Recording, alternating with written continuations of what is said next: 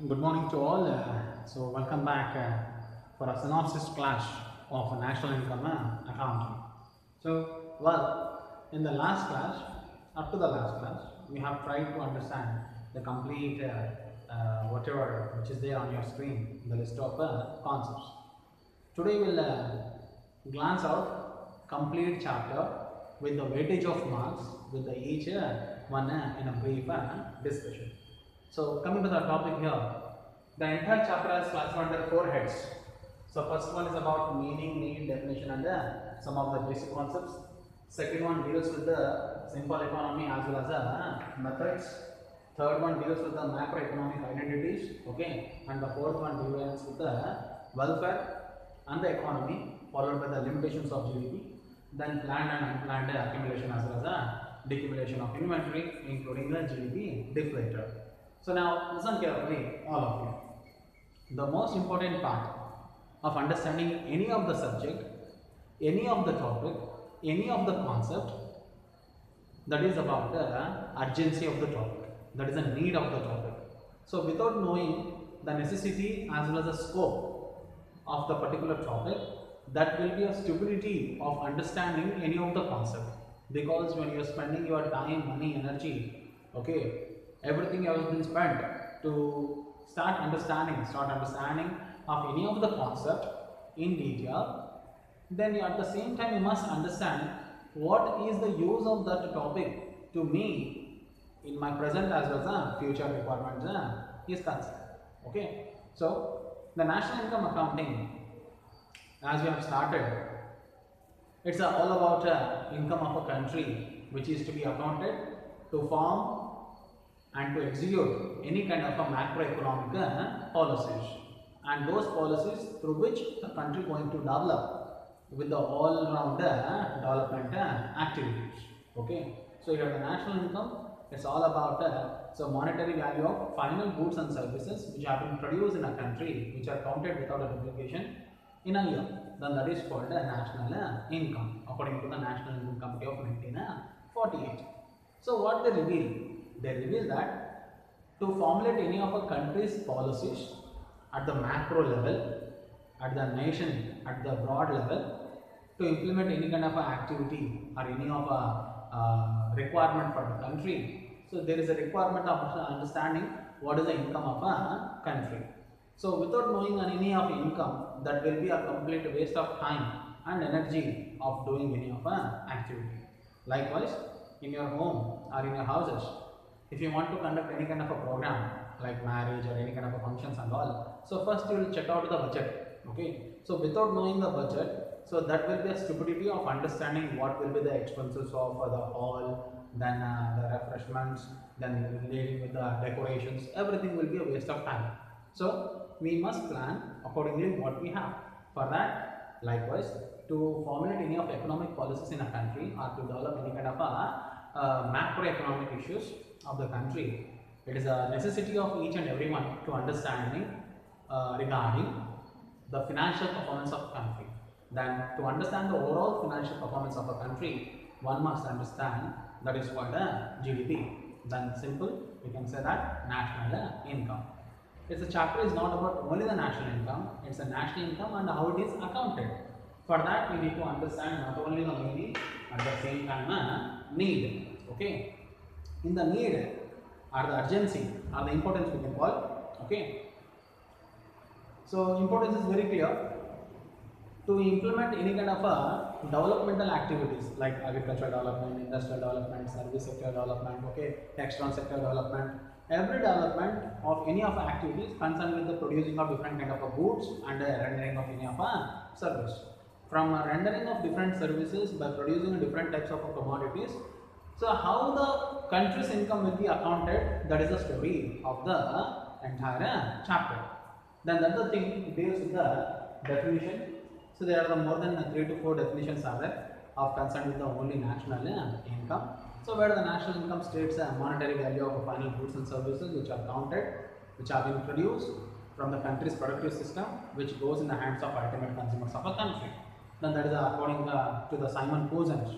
He defines the concept of national income. In simple, We can define that. So national income is all about the monetary value of goods and services of all those goods and services which have been produced in a country and accounted in a particular time. If that is the case, then we must understand some of basic concepts. These are the concepts, weightage of 2 marks. Weightage of how many marks? 2 marks. Here we come across with the 6 basic concepts are there. How many concepts are? 6 basic concepts. Because when we heard about the types of a good, there are the different types of goods are there in connection with the national income. So like consumer goods, okay, intermediate good, capital good, final good, stock and flow, then depreciation, cost. So we must understand these basic elements to understand the deeper side of national income. So coming to the first one, consumer goods. The goods which have been consumed by the consumers, which have a final consumption and it is not used as an economic purpose, it is used as a domestic purpose, then the goods is called consumer or consumption goods. Okay. Coming to the second one, intermediate good. The good which is produced by one producer as a material output and used by some other producer as a material input is called intermediate good. Like we have discussed about the asphalt, right? Assembling industries, like cotton, like wood, which may be produced by one producer as output, again it becomes input for another producer. So it will be transformed n number of output to input, input to again output. Then that kind of a goods is called intermediate goods, then that is not counted in the national income. Okay. Now coming to the third one, the capital goods. The goods which have been used to produce some other goods, and those goods are called capital goods. In simple, we can say that these are the goods which are known as acting as a national assets, like road, bridge, dam, school, college, hospitals. Okay, so this all comes under universities. This all comes under capital goods, because with the help of these goods only we are rendering different types of other goods. Okay, these goods comes under capital goods. Clear? Now coming to the fourth type of good, then that the good is called final good. The good which have been used for final consumption, once it has been used, again it will not be entertained in the again active flow of economy. Then that is called final good. For example, to take an example of a sugar. Okay, a sugar which is produced by the sugar factories, and it have a two-way of use. So first one is called when it is used for in a household purpose, then that is called consumer good. So when it is used for restaurants, okay, tea stall and all, then that is called a commercial good. When it is has been used on the commercial good, then that is not going to again enter into the active flow. It has been consumed where the accounting has been done with the monetary payment. And the same thing when it is done by households, then that is not done by the monetary payments. Okay. Then in such case, the value of final goods, once it has been exit from the flow, it will not going to again enter into the same element. Then that is called final good. Okay. So these are the basic four types of goods. At the same time, you must understand stock and flow, okay, and the depreciation cost. We discussed much about these two. If that is the case, then we have entered understanding of a simple economy. In the concept of simple economy, it has been made as a two-sector model economy. Okay, listen carefully, all of you. So, for a layman of understanding what the national income is, that will be a typical work. Okay, so because a nation with 130 crores of population or 130 crores plus of population, lakhs together of producers, crores together of consumers, thousands types of products, different types of services, this are all accounted, then that will be a stupidity of understanding for the layman who don't know any of the ABCD of it. For that, economists have been planned in a different way. Before starting about the particular committee on this concept, they made one simple concept of understanding how the national income is to be accounted. For that, they made as a concept called simple economy, and this is the thing which is guaranteed for 4 months. Are you clear? In this, they made only 2 sectors, which people already got notes. Okay, so there is 2 sectors are there. First of all, let me tell you what the simple economy is. A simple economy is one which doesn't have any government, doesn't have any external trade, neither it doesn't have any banking, that is a savings. Then that the thing is called simple economy. In simple, so an economy which is completely depend on the country itself, there is no place for any of extra trade, neither banking nor a government. Then that is called simple economy. If that is the case, then there are the two sectors are there. First one is called household sector, next one is called firm sector. So household sector they made as a, they are the owners of the factors of production. Firm sectors are the users of the factors of production. So when the household sectors supply the factors of production to the firm sector, they will make a payment. So where the household sector will generate income in the form of factor services, then that is called rent, wages, interest and profit. And when the firm sector supplies the different goods and services to the household sector, then the household sector will make a payment on buying of different goods and services. In this way, the things will rotate again and again. And this is the thing when it is counted for the year, then that is called national income. So likewise, neutron, proton, how the scientists have proved for the layman of understanding the universal rotation of n number of planets and all. In the same way, the things have been done. Are we clear? Then that is guaranteed for 4 years. Then coming to the next one, methods of measuring national income. There must be some method of measuring the income of a country, like how we measure water, weight, length, distance, sound, everything. Likewise, there must be some equipment of understanding or method should be adopted of calculating of national income. Then that is first one is about income method, where only the income which is generated from all the factors, then that is to be accounted. Then coming to the next one, expenditure method. So where the expenses, when it is not possible to get the information regarding income from all the source, then better we have to see the other face of the income, then that is called expenditure. So there is a formula, you people already got it, then that is called C plus I plus G plus net X. And this is the formula which you have been adapted of understanding the expenditure method. Then coming to the third one, then that is called the product method. So each one carries 4 marks weightage. Now coming to the third one, this is guaranteed for 6 marks, because so developed countries may provide information or data regarding the income of their resources, and some of the countries will generate a particular information regarding expenditure. But countries like India, where the n number of different producers are there, n number of stages of productions are there of different goods, in such case, so calculating of income or expenditure of a country, that is a typical one. So for that we have to go by the third method, and that is called the product method. So again, this classified into two. So first one is called final good method. Next one is about the value added method. Final good, if the value of only final good has been taken, which is exit from the active flow, then that is called final good. If they took the value which is added at the each higher stage, like an example of bread, okay. So if people got a notes in the last videos and all, so when the bread is the final good, if the value of only the bread has been considered, so fine good, then that is called the final good method. If they want to go by the stage at which the value has been added, so let's take an example of 4 stages are there of production of bread.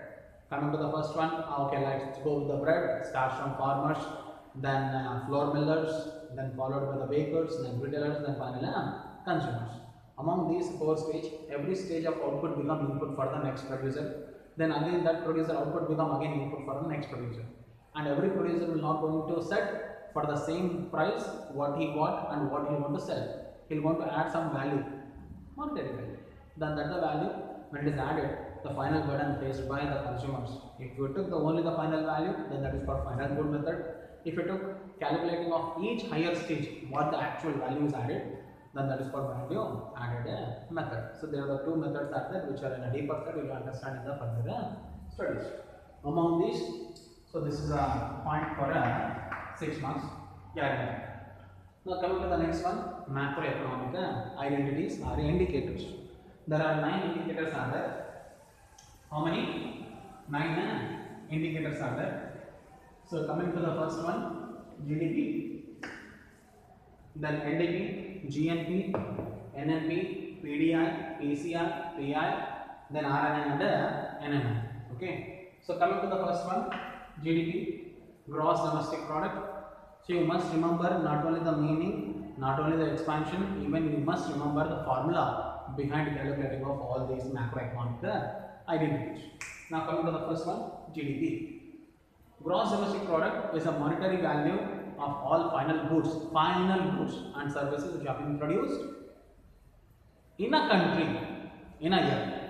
Then that is called GDP. So moreover, so we must take into consideration of value of all the goods and services which have been produced within a country. Then that is called GDP. Formula, you know that thing. Then that is called C plus I plus G plus net X. So where C stands for consumption expenditure done by the people of the country. Then I stands for investment expenditure which is done by the people of the country. Then G stands for government investment and government consumption expenditure. And coming to the next one, exports expenditure, net exports expenditure. See, if we deduct DC from it, we will get the NDP. If we add again, so receipts minus payments, we will get a GNP. Again, when you minus DC, you will get a NNP. Now coming to it, these two are the value of a domestic level. These two are the value of final goods and services which have been produced in a country in a year. At the same time, receipts as well as the payments and minus a depreciation cost. For that, we people have already got previous videos and all where we have made two videos separately. So which have been in connection with these two items. Are we clear? So which have been titled as a macroeconomic identities or indicators. Now coming to the next one, personal disposable income. So here you people better recall that the two types of incomes are there. So first one is called discretionary income, next one is called disposable income. Whatever the income which is earned by the people or consumer or a person, okay. So if we met for the basic necessities, then that is called discretionary income. So after that, whatever the rest amount lies in his hand, then that is called disposable income. So here the personal disposable income, he can dispose at any want, where we have discussed even at the same time TDS. Okay, so where the TDS equals to minus that is a personal income minus direct taxes. Are we clear? The next one, per capita income.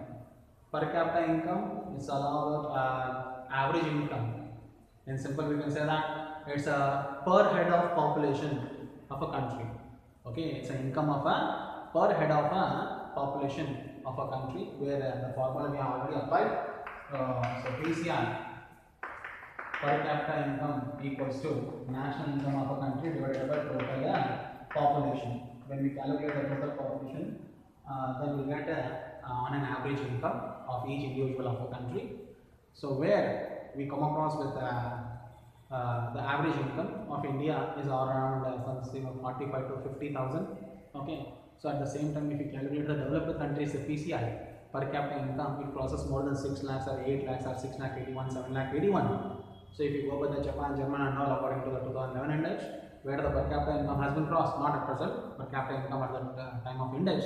So it has crossed more than 6 lakh 80,000, 7 lakh 80,000 likewise. At the same time, when you calculate the per capita income of India, it is not at touch, like 45 to 47,000. Clear? So here we can say that somewhere we are still under developing stage, not yet developed. So still most heads of the country, they are planning 3 trillion economy, 4 trillion economy. They don't know anything about it. They are simply making a jumla baji in the context of national income. Okay. So coming to the next one, personal income. So personal income is that part of national income which have been deals with the distributed among the people of the country in the form of factor incomes. Like the formula is elaborated one is that. So PI minus undistributed corporate profits, undistributed corporate taxes, minus the social security measures plus transfer payments. Okay. So that is the formula is there. Then that is guaranteed for only 2 marks. Only formula guaranteed for 2 marks. And you know these two. This is for 2 marks. Real national income, nominal national income. If the national income of a country measures at the current year price index, whatever the goods and services are being produced at the present current market prices are there. If you are calculating on the present market price, then that is called the nominal national income. So if you are calculating the same national income by considering not only the current year prices, even with the base year prices, then that is called real national income. And moreover, this nominal national income gives a low scope of understanding a realistic way. When you go by the real national income, we can understand the base year price and present year price index number. Then we'll come to a particular conclusion. So, what is the actual financial performance of a country? Among these, any six will be raised for 6 marks. Okay, so each one carries 2 marks. At the same time, in the exam, they may ask for 6 marks regarding the question will be like this. Now, listen carefully. That is about explain macroeconomic identities.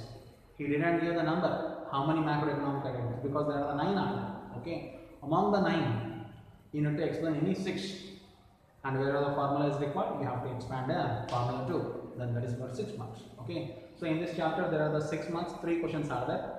Among the 3, 1 question will be raised. So one is about the methods of measuring national income, then product method might come, and the next one competition lies between the macroeconomic identities, and third one is about the welfare and the economy as well as the limitations of GDP.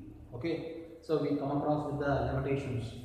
So why GDP is not known as a true indicator of the country's performance? Because certain limitations are there, and those limitations we have discussed already much about it.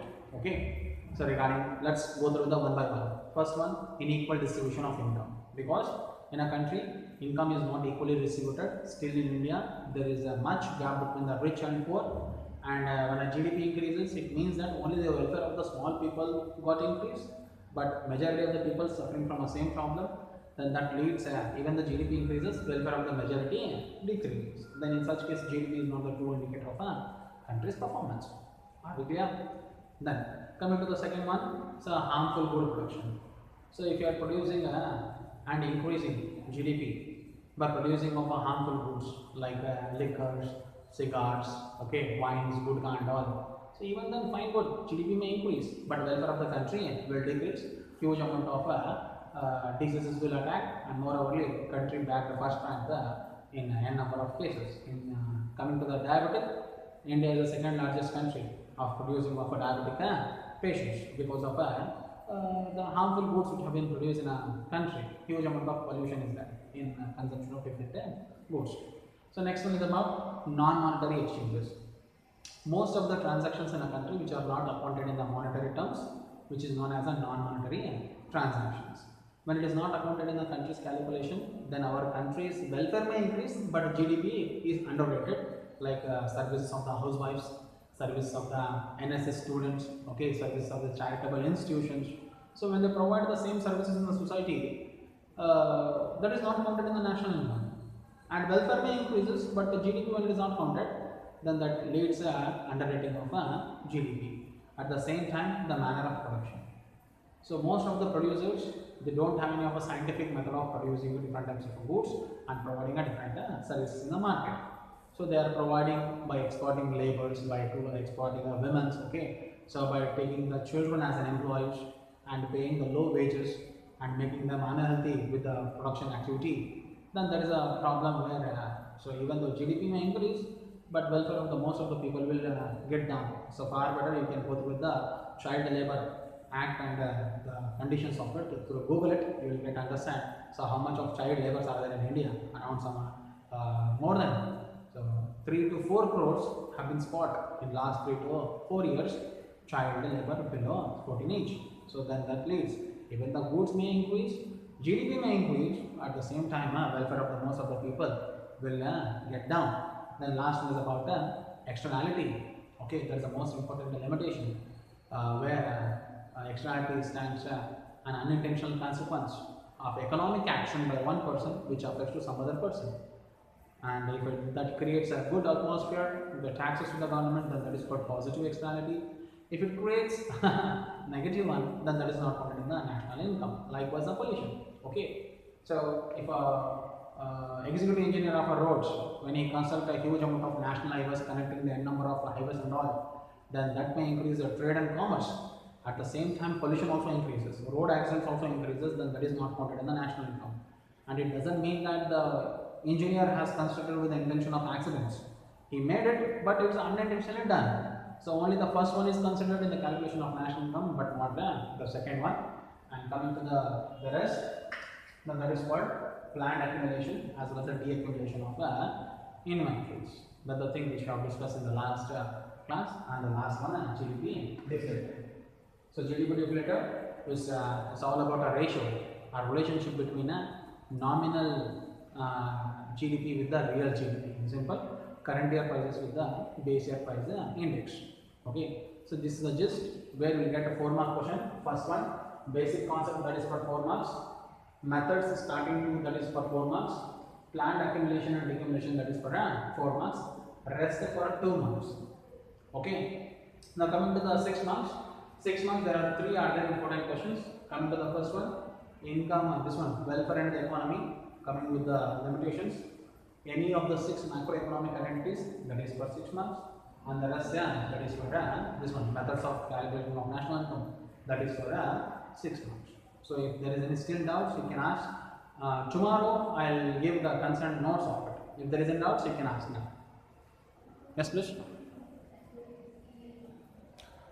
Any doubts?